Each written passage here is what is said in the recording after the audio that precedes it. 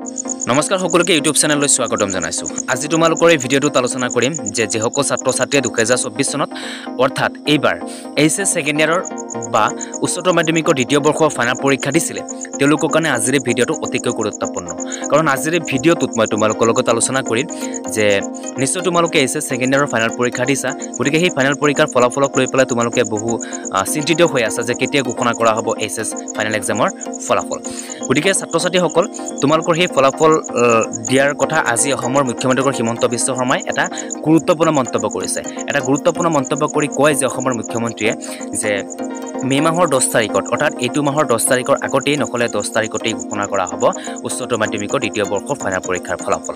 বহু জল্পনা কল্পনাৰ মাজত আজি অসমৰ মুখ্যমন্ত্ৰী হিমন্ত বিশ্ব শৰ্মাই সংবাদমেল মাধ্যমৰ যোগেদি স্পষ্টভাৱে ঘোষণা কৰি কৈ দিছে যে ৰাজ্যৰ শিক্ষা বিভাগে মে মাহৰ 10 তাৰিখৰ আগতেই ঘোষণা কৰিব লাগিব উচ্চতৰ মাধ্যমিকৰ দ্বিতীয় বৰ্ষৰ ফাইনেল পৰীক্ষাৰ ফলাফল।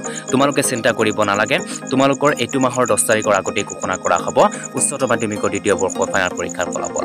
আৰু এইটো ফলাফলত বহুত ছাত্ৰ-ছাত্ৰীয়ে পাছ কৰিব, সকলো ছাত্ৰ-ছাত্ৰী পাছ কৰাই দিব, বহুত ছাত্ৰ-ছাত্ৰীসকলক গ্ৰেছ মাৰ্ক দি পেলাই পাছ কৰাব, এইটো কথা ঘোষণা কৰিছে অসমৰ মুখ্যমন্ত্ৰী হিমন্ত বিশ্ব শৰ্মাই। ছাত্ৰ-ছাত্ৰীসকল এতিয়া তোমালোকৰ আৰু চিন্তিত কোনো কাৰণ নাই, চিন্তা কৰিব নালাগে। এতিয়া তোমালোকে ফাইনেল সিদ্ধান্ত শুনিছা।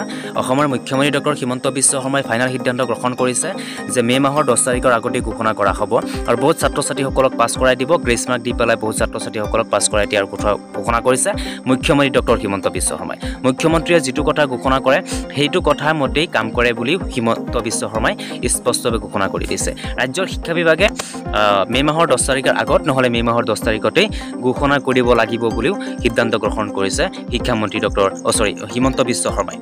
হিমন্ত বিশ্ব শৰ্মাই কৈছে আৰু যে এইটো মাহতেই ঘোষণা কৰিব, কোনো ছাত্ৰ-ছাত্ৰীয়ে পাছ কৰিব, চিন্তা কৰিব নালাগে। আজি এইখিনিতে সমাপ্ত কৰিলোঁ। ধন্যবাদ।